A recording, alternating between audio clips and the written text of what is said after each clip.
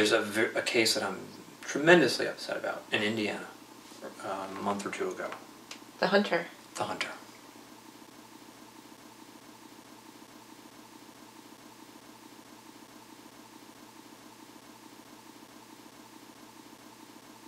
Living as a vent-dependent quad's rough. It's not for everybody.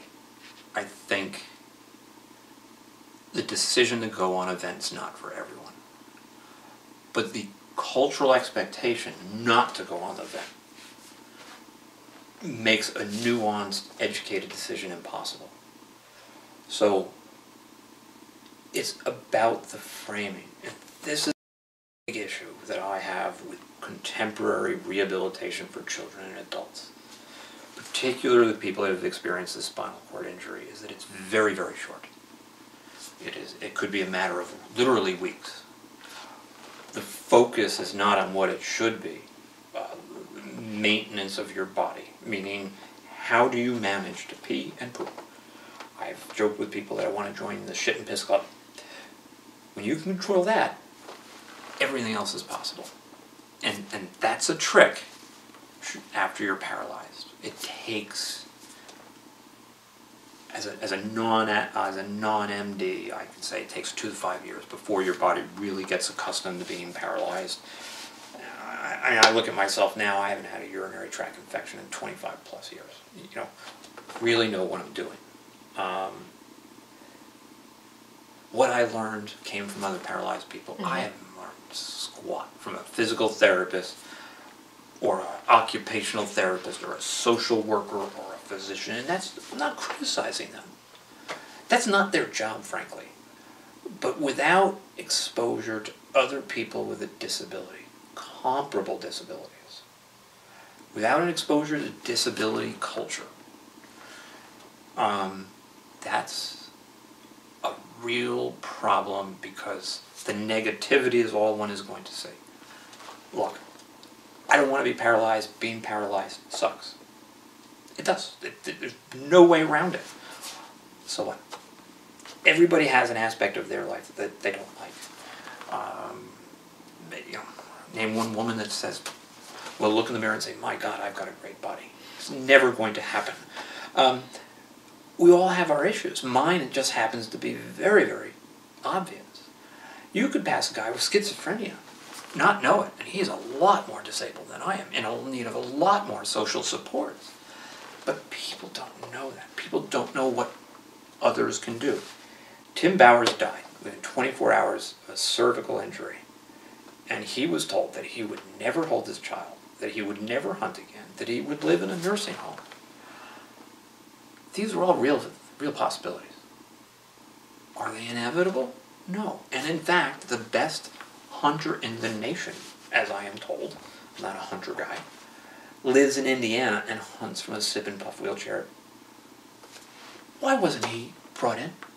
Why were the bioethicists saying, oh, this is great, that person asserted his autonomy? No. That person was given one side of the story.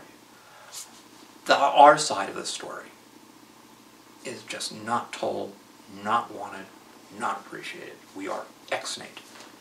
We are really prevented from having an opinion. This is why the slogan, nothing about us without us, really resonates. It's true. What do you think when you see a person with a disability? I've recently become good friends with John Kelly. He's the regional director of Not Dead Yet in the Northeast. Mm-hmm. And he has a sip and puff wheelchair, and he's an upper level quad, vent dependent. And I see him and I think of all the things he can do. I say, man, he's a hard ass. I see somebody at the ski place where I ski, and there's one dad with 2 little girls, must be between like 5 and 7. And it's just an amazing thing. These girls jump on top of him, and he hops across to get to his ski gear, where he has everything amassed for these girls in a massive area of pink and pastels. I see an old person with dementia, and I wonder, what do they know? Can they tell me the New York Yankees lineup for 1929? All I see is what a person can do. think about walking, cognitive skills. What can that person do? And that's just how the whole world doesn't see it that way. Baffles me. When a traumatic, life-altering event takes place, you need to reinvent yourself. When I was paralyzed, I reinvented myself. When I got divorced, I reinvented myself. Part of that year-long to 2-year adjustment to disability is figuring out how much you want your disability to be part of your identity. 35 plus years later, I know exactly where it is. It's definitely a part of my identity. Isn't it the entire part? Of course not. That's handled on an individual basis. What people without a disability don't get is disability pride. I am really proud of what I can do. And I like to challenge myself physically and mentally, professionally. And it's why I push myself so hard to learn how to ski. At my level of paralysis, which is T3, skiing is really pretty tough. If I were younger, I would take 5 years to learn how to mono-ski, but I'm not 21, I'm 50, I was 49 when I took it up. And, it was hard. I can now ski independently. I cannot get on and off the lift by myself, but if 2 people help me on and off the lift, I'm good to go. And I remember going downhill with my son, and we were skiing together, and that was really what I wanted to ski with my son. And we're finally on intermediate slopes, and I'm not fast. My son is a speed demon. But my son comes up to me, "Dad, you're so slow, I can't take it anymore," and just zooms down the mountain. And I just laughed, and I thought, you know what, I've done something right as a parent. Mm-hmm. Because I was just another dad out there. And I was proud of them. How many 49-year-old paralyzed guys are there that are going to learn how to ski? But part of that is also taking care of your body. But it's acknowledging I'm different, that I will forever be different. So what? And what I curiously learned is that on various ski slopes, as a disability can be cool. And paralyzed skiing guys are cool. And it's the only time in my life I'm cool. And that's really pretty a heady thing, And I revel in that. You mean cool to the other skiers? I feel cool. Right, I see. I have my overpriced spider shirt, and I've got this big ass bib, and I feel really good about myself as a human being. And this is what people miss with disability.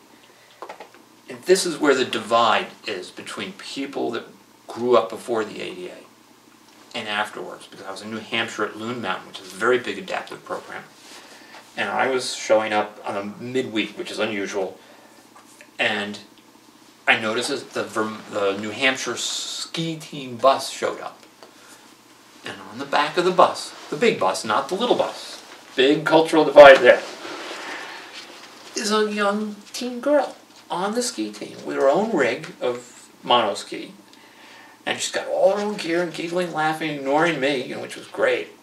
And I watched her ski, and I watched her, she saw me skiing. We got back at lunchtime, and she's kind of eyeing me up and down. And she came over to me and said, "Who made that kind of wheelchair?" Because my wheelchair is 30 years old. It's just so out of date, it's beyond belief. But it works for me. And I said, "Well, the frame is older than you are." And she just shook her head with total disgust. "Why do you old-time crips have to be so difficult?" I did not laugh, and I said, "Well, it was a different world back then." And God, it made me happy. She didn't know what I went through. she didn't know that when I tried to get on a bus once, somebody spit on me in New York City. She didn't know that Madison Square Garden for decades had no handicap seating. She didn't know that when I went to get on an airplane in 1979, a year after I was paralyzed, I would get there at 9 in the morning and maybe I could get a flight that day because I was deemed a flight safety risk. She doesn't know about Ed Roberts, Harriet McBride Johnson. Part of me hopes she never knows who these people are because she'll never experience prejudice. My concern, though, what happens when she does encounter bias? She's woefully unprepared to assert her civil rights. You know, and that's a problem.